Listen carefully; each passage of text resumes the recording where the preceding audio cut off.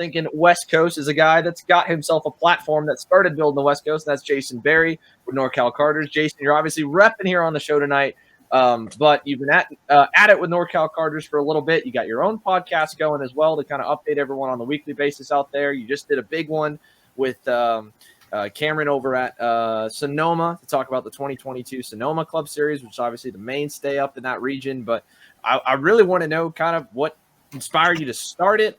What's the story been up to this point, and then we'll kind of go from there. Yeah, thank you. Thanks for having me on. It's kind of hard to say what started it. I was approached by a few people to do a kart shop. I was at SwedeTech for, I don't know, at least 15 years. It was a while, and Rainey was happy to see me go.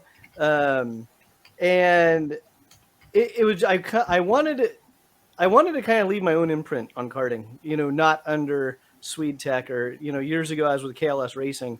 So I've always worked for somebody in the industry. We always did really well. But I kind of wanted to leave my own imprint, and I wanted it to do, local. And after looking at it, we have plenty of shops in the area. We have Leading Edge. Greg's on the show tonight. We have Cambrian go-karts out in Sacramento. There's Ron White. There's GFC. There's a lot of shops that are available. It's like, well, adding another shop to the platform doesn't grow karting. And so I started looking. It's like, well, I'll just start a website. I took over an old website, but I started promoting events more. It's like, okay, let's just start promoting the clubs and the events, and let's just take it from there. And then I like hearing myself talk. So the podcast was a natural fit. It's like, all right, I get to talk and record it, and everyone can listen to it forever. Yeah, let's do a podcast. And what kind of seemed to work for NorCal Carters was the weekly events, upcoming events. Do it once a week, try to knock them out, and then I try to fill it in with karting guests that bring value to NorCal Carters. And so let's talk NorCal then to go on here with you, and then I'll have Greg pop in here in a little bit. I mean, what's the state of the sport been up there? Because California is obviously the birthplace of karting. There are a ton of go-kart tracks up and down the state. What's the region looked like over the last few years, and then what's it looking like going into the off season now? Oh man, it's such a difficult question. I've kind of had my hand off the pulse of the national stuff since I left SwedeTech, so it's kind of hard to know what the rest of the country is doing. But there's a few tracks that are doing really well. Prairie City, once they got over the COVID thing, that track was shut down because they're on state property. The state says, no, you're not doing anything because, COVID's going to kill everybody. So they shut down all the racing. But once they got the track open, Donald Durbin, worked his butt off. He ended up having to split his race weekends in a 4-stroke weekend and a 2-stroke weekend. And he's just working really hard at it. And so those that don't know, Prairie City is primarily, they're an IAME track. So they run the Evenco tires, the IAME engine packages on their 2-stroke weekend, and then they run the Briggs 206 platform on their 4-stroke weekend. And then on the other side of the state, you have Sonoma, which is a Vortex program, and the shifter stuff has been phenomenal up there. And Steve and we talked about last night. It's like, okay, well, what needs to be done to help foster the clutch kart classes?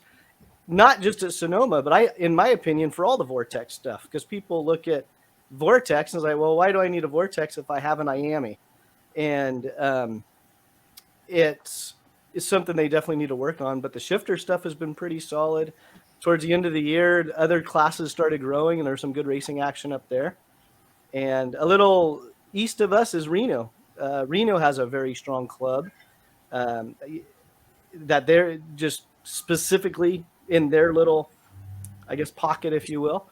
And then in Central California, the CCKRA, Central California Kart Racing Association, they're unique because they're club racers and they travel.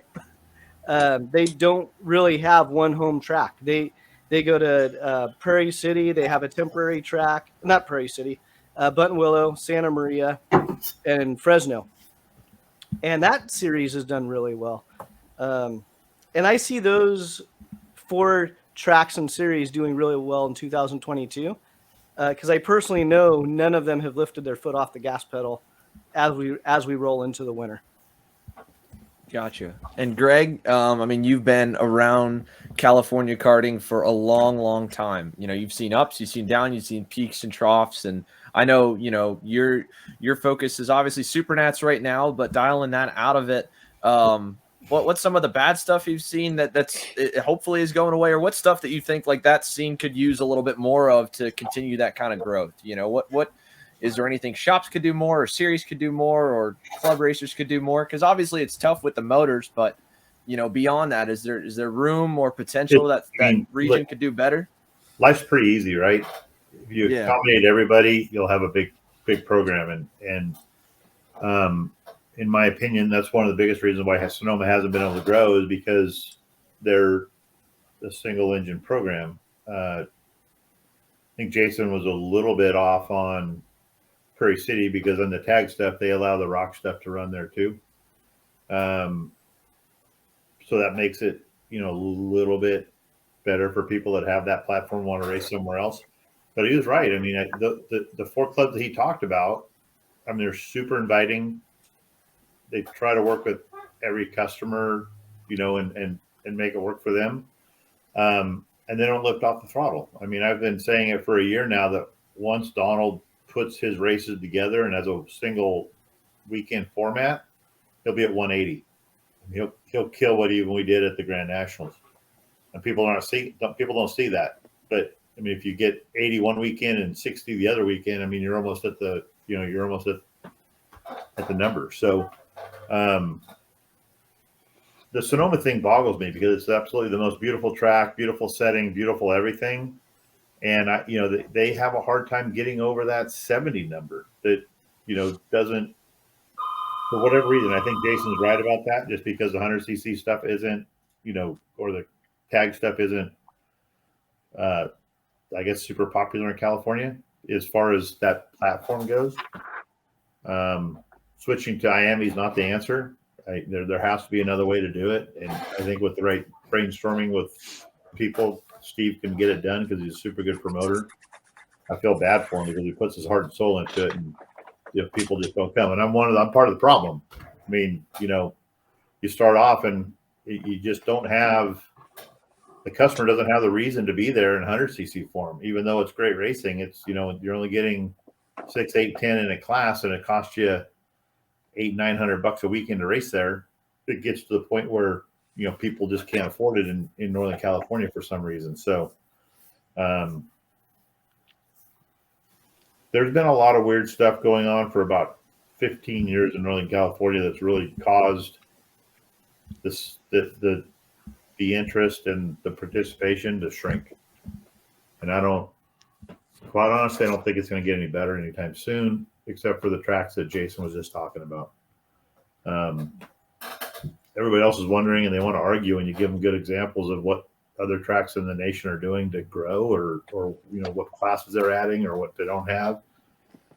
And it kind of boggles my mind, you know. I mean, if I want to go learn how to be a brain surgeon, I'm calling Dr. Duke Bajan and figure out how to do it, because he's successful at it, right? And you talk to people that travel all over the United States and the world and see what other tracks are doing, but yeah, you don't listen to them at all. And you just, like, you know, you argue with them instead of trying to, like, how do we do that? How do we get to that point? And that's a big problem in Northern California. It's like they do everything, you know. Well, that's my opinion. I don't know. Yeah, no, it's good. I mean, there's, you know, it's important to speak openly, right? I think that's the big thing that we've had with this show, and the stuff that we've tried to push with it is that, you know, if we want to really grow the sport, we can't just sweep negativity under the rug. I mean, we don't want to trash people, but we need to be honest that, you know, we got to talk about the problems that are there, you know, stuff that, why aren't we growing? Why is it ego in the way? And 9 times out of 10, ego is a big deal, but there's other issues that kind of prevent growth too, you know? I don't think it's ego. I think everybody that's running the tracks are actually really nice people. They just don't have history. And when you don't have history, you don't know what happened before to where you can try to implement things that worked in the past. And, you know, then they look at you when you're like, well, why don't you do this, or why don't you do that? I mean, I came up with an algorithm 3 years ago when things were really struggling. And I'm like, hey guys, you don't have enough participation to run a club event, and you're trying to run 9 of them and you're getting 30 entries. I said, let's taper back a little bit, and let's do 5 tracks in the valley, and we'll do two races each track, and then we'll pick a track like maybe outside the valley, and we'll do, a final event. And I ran the numbers for them, and they couldn't believe that only running 3 races and getting 160 entries instead of 30, they would actually put 20 grand in their club's pocket at the end of the year after 3 races, because they can't put anything in their pocket in 9 races with 30 people. And I was just like, it's numbers. Everything in life is numbers. Why do you think Walmart makes it? And they're, the cheapest place to go buy toilet paper. I mean, they sell 1 million packs a week. I mean, it's just what it has, And you get over the threshold of what it costs to do business, and everything else is gravy. They don't want to listen.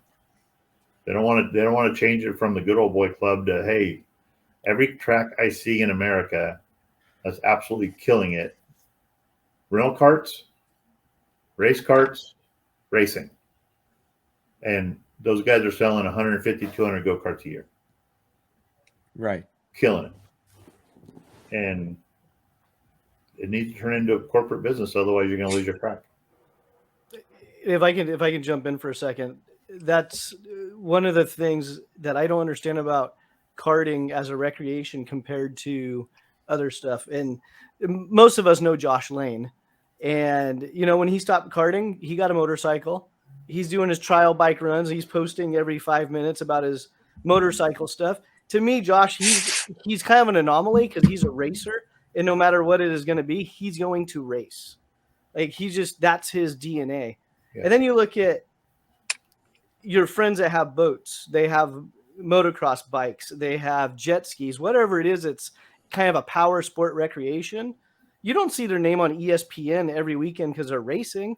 No, they go out to their local SVRA and they do a couple of hours and they just trail ride or do whatever. But in karting, it's like you get into karting and it's like, oh, you need to go race. You need to go do this. You need to do that. And I feel like there's not a lot of focus on the recreational guy to get them to bring their friends into it. It's all about the race. Oh, we got to do this. Well, where's the next race? Or what about points and this? And it's like, okay, well, we're still going to be stuck with 30 to 70 drivers because nobody's bringing in that guy that wants to show up on a Thursday just to go pound laps in his 2001 Emic with the YZ 125 on it. Good point. Right. Well, I've seen that, Jason, only in like a few regions, and it's made it possible for shops to survive, and it's only been like out of necessity. So, I talk about Homestead a lot because I spent 3 years down there working at that racetrack, and that is by far the most active practice racetrack for undercarts I have ever seen in the U.S., rivaled only by the Italian tracks that normally see international races where you'll find 100 guys on a Tuesday. And the reason for that track being so popular with practice is you have a group of a majority of guys that will never see a race there. I mean, there's easily, especially now, when I left, we were, 50 to 70 driver passes on any given Saturday, whether there was a race the next weekend or not. And then on top of that, now they're doing even more and even more. It's just continue to steamroll.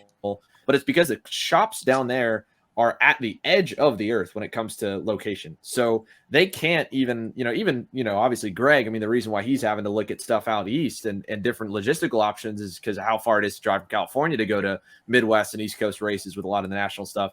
It's equally as hard for the Miami guys, and that's their region. They can go to Florida races, but it's 12 hours top to bottom out of Florida. Well, it's 8 really, but it's 12 at least to get up to, at least to Atlanta. So when the track races go up to Indianapolis, go to Wisconsin, I mean, they can't go. So those shops had to find ways to make money outside of Florida Winter Tour, and that became tag rentals and shifter rentals and supporting recreational guys. And I mean, there are guys that I see tuning that have shops down there, and they just have their group of guys that they kind of service their carts for and store them just for recreation.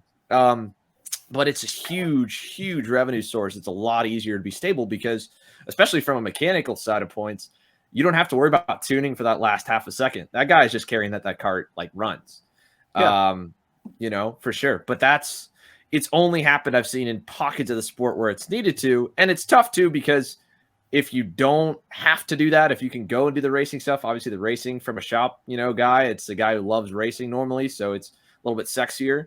And from a scalability point, I don't know if the margins could be there and at a good price point where you could have both, and you could have a guy you employ stay home on the weekend and run your rec guys or support your recreational guys at the practice at the home track while you took a team out there. I don't know if there's even enough room in the margins to have that. I don't.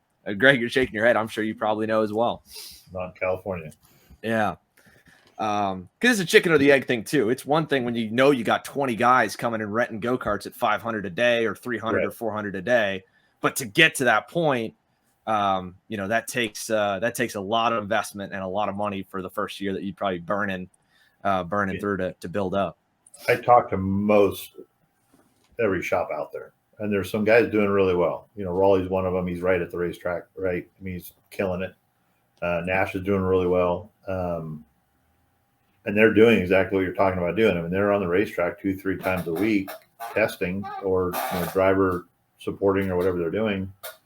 And it works for them. But they're also, 15 minutes away from a racetrack that is the only racetrack in the region that they race at. And I think that that's the big thing, is that you can, turn around and be like, okay, well, Cal Speed's really the only track they use down south anymore. And three different series are racing at it, so they can be there 3 weekends out of the month and then go do a national. And, they're killing it for 4 weeks, because of driver coaching and, driver testing and everything else. And for some reason in California, or Northern California anyway, we can't even get people to commit to 6 races. I mean, it's just, there's something going on that I can't put my finger on it. And I've tried for 2 years. I'm just like, I'm pulling my hair out trying to get even my best of customers, the best of racers that do almost everything with me, that they'll miss like 3 out of the 6 pro kart races, and you start off with 11 and then you show up with 3. I mean, you're not making any money. You're shoving money into a trash can. So just it's pretty difficult to build a business in California right now. I mean, Phil Giebler doesn't have an employee. Nash has guys that come in, but I don't know, maybe he has one full-time guy. To me, it's just 30 years of doing this, which I'm, being successful doing it. It's just not healthy. There's just something going on that I cannot figure out. We only have really 2 series in Northern California, and that's, 3, I guess. I don't really consider Sonoma Northern California. They're kind of the Bay Area, and they get that Bay Area crowd, not too many people from the Valley. But then you have Prairie City and KPX, and KPX struggles to get 70, and they're really the only traveling regional series there is. And they should, in my opinion, they should be 120 to 150 pretty easily, and they're not, and can't figure out why. We've all talked about it, tried to brainstorm at a round table, trying to figure out what we need to do, and it just doesn't happen. But then you look at Tom Kuchar with Pro Kart, and he's in the same pocket, 80 to 90 entries, and that used to be 160 easy. So I just think, and I've said it for years, is that, we're so busy in California, and I see it when I spend, a lot of time in North Carolina. People are on a different time crunch there than they are here. And, you get up at 7 in the morning here and you hustle until 7, 8 at night, and you do it all over again. That doesn't leave you a lot of room. And I think a lot of it has to do with cost of living and, what people are, forced to deal with in California. But it also looks like, and if you're able to make enough money to have a recreational vehicle here that takes a fair amount of time, and, Josh Lane can go out on his motorcycle and he can run that thing, 10, 15, 20 hours straight on one rear tire. And then 20 hours in a go-kart, you have a $2,000 tire bill. So there's a lot of factors that play into sport, Well, for sure. Well,